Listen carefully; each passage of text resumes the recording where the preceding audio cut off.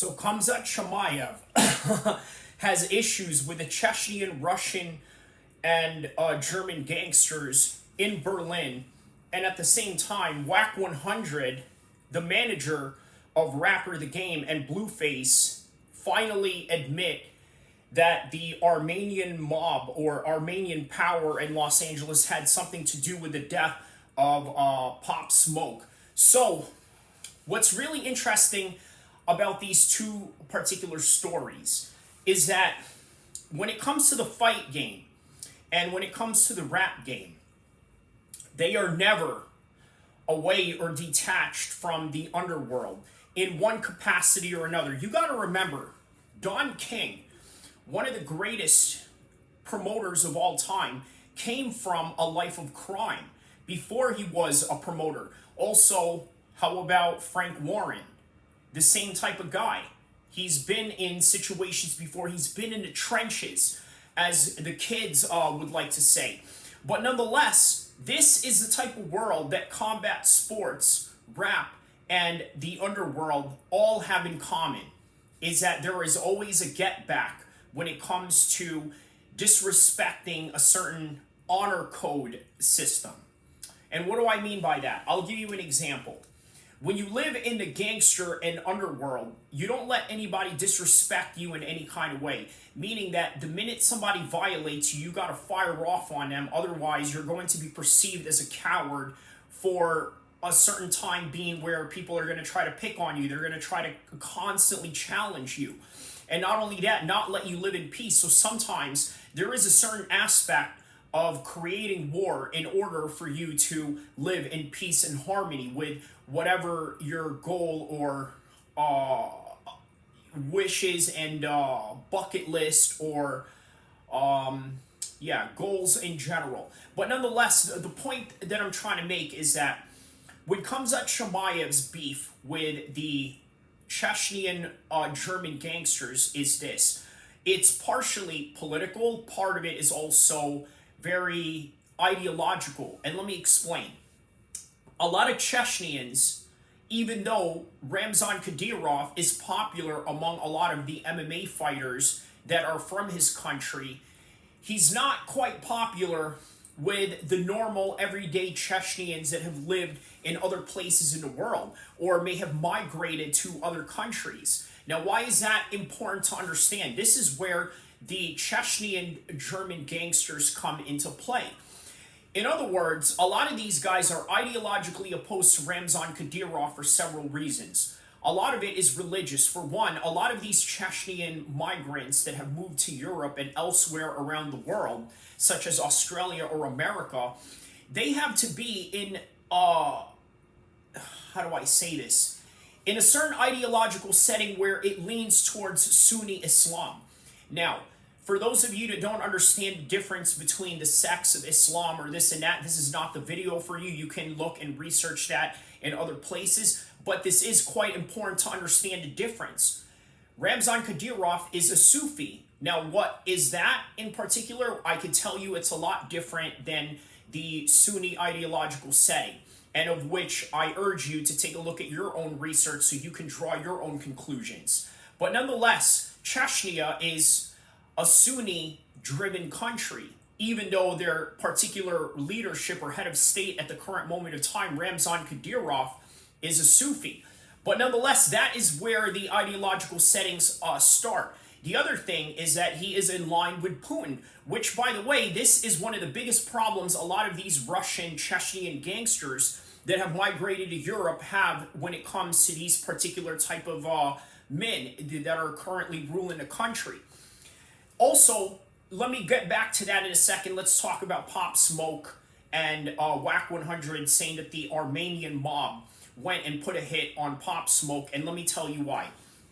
So Pop Smoke borrows a car from these Armenian guys, and what happens as a result of it, he tried to ship it to New York because I'm going to tell you, a lot of the East Coast mentality with a lot of the gangsters that are from that part of the world, and it's a world, by the way, I'm very familiar with in that side of, let's say, the East Coast, New Jersey, New York, or the tri-state and whatnot. And a lot of these guys, they really believe that they are the toughest and greatest gangsters in the world, as if there's no other gangsters in the world. Whereas if you are a gangster, let's say out here in California, guess what? You're going to understand that there's going to be a lot of different guys that are more gangster than you or as gangster than you and may not come from a certain background or a certain cultural settings that you may be used to. In comes the Armenians. So they thought that these Armenian guys are soft, that they can just take advantage of them. What did the Armenian guys do? They go and hire the Crips in order for them to take out Pop Smoke where he was staying at an Airbnb, which was a house up in the hills. And what happened as a result? He got hit. So, once again, never underestimate the power of people in all different places of the underworld. And that's all that you can really say about that. There's more information from Wack 100. You can look at his Clubhouse content that he has on YouTube and his app that he has going on, where he has all these people coming in to chime in and talk and this and that, where they go and expose people who, let's say, were snitching or people that had paperwork on that particular instance. So there's more information on that, but this is a great way to tie the story of Pop Smoke being popped by the Armenian mob while talking about Chechen, Russian, German gangsters that have beef with Khamzat Chimaev. So what is their beef with Khamzat Chimaev? Basically, Khamzat Chimaev is coming off as a guy who is a puppet for Ramzan Kadyrov. Now, you got to understand, Ramzan Kadyrov is very invested in mixed martial arts. For what reason? Because it is a great way for him to promote his country, to promote tourism, in order for him to show that, you know what, we are dominant in the sports world. But guess what? If you come to Chechnya, you can go to ski resorts. You can go train with some of the best fighters in the world. You can go check out these mountain spots. You can go check out this vacation spot or this resort that we built. Just like any country in the world. But part of that is promoting mixed martial arts, which, by the way, is one of their greatest exports to the world. So as a result, Ramzan Kadyrov is now in this position where he can promote these fighters. And now he has somebody like Khamzat, who arguably, yes, may have ran off to Sweden, had issues in Sweden because, by the way, he was not willing to wear their flag shorts representing in the UFC because of the fact that he went and took dole money or assistance, government assistance, and now he decided he wanted to rock the flag of the UAE. So as a result, he was punished by the Swedish government, but that's neither here or there. Now he is obviously sponsored by the UAE, and now obviously always with Ramzan Kadyrov, the Chechnyan head of state. So now as a result of that, that affiliation comes with deadly consequences of creating rivals as a result.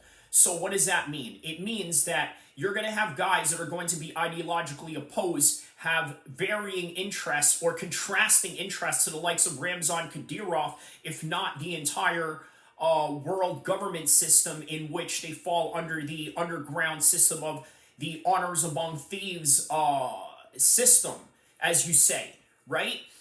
Which, by the way, comes into the reason of, well, you just can't go out and snitch in this particular part of the world, right? So again, it brings into question back to the Wack 100 situation. Is this guy snitching? And for that, we don't know. There have been people that have accused Wack 100 of doing the same thing, cooperating with the law, but to what extent?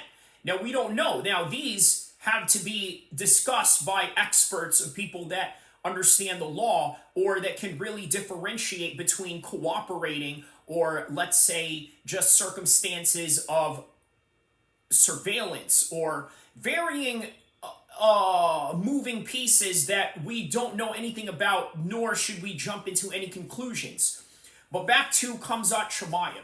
So you have to understand, just like what happened with Tupac, right? He was just an artist, just a rapper, but then he came into this world of the underground in which he had no business in. Now Khamzat Chimaev, obviously his affiliation, just like Tupac with his affiliation with Death Row Records, and Khamzat Chimaev's affiliation with Ramzan Kadyrov brings certain consequences due to the type of rivals that you're going to attract in this particular line of work or this particular line of entertainment or sports endeavor.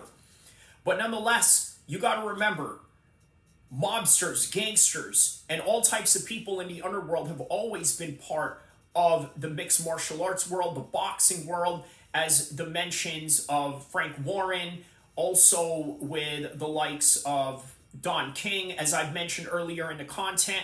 But how about Bob Arum? You know what's interesting about this fella is that he was a district attorney lawyer who was taking down the mob, who, by the way, was part of the boxing world. And what did Bob Arum do as a consequence? You know what he did? He went and became a boxing promoter after working for the state of putting these guys away. So he slid right in there after he took out his competition, quote unquote, the legal way. So that's a dirty game. This is the type of game that you have to deal with. Also, take a look at the Yakuzas that have ran the mixed martial arts world with pride, with Dream FC, also now with Ryzen. This is just a matter of fact that is going to happen in the world of mixed martial arts, boxing, and everything in between. Also, how about Daniel Kinahan? The same situation that he had where he had MTK Global and all these other guys.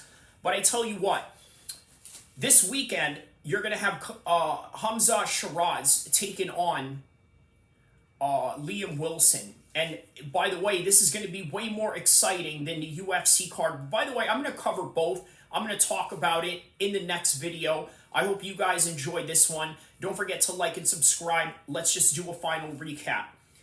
Khamzat Chimaev having issues with Russian, Chechen, German gangsters because of their ideological differences with Ramzan Kadyrov and also their political interests and everything in between. That comes with the territory. Wack 100, where did he get this information? Why is he setting this information? Is it because they already have the killers in custody when it comes to the tragic ending of Pop Smoke? Perhaps. But again, is that considered snitching, or is that just considered reporting something that is really insignificant in terms of what is already out there in the public information? And this is all that I can provide for you guys is public information. I hope you guys like and subscribe. Don't forget to subscribe. Also, tell a friend to tell a friend. And I'll see you guys in the next content. Inshallah.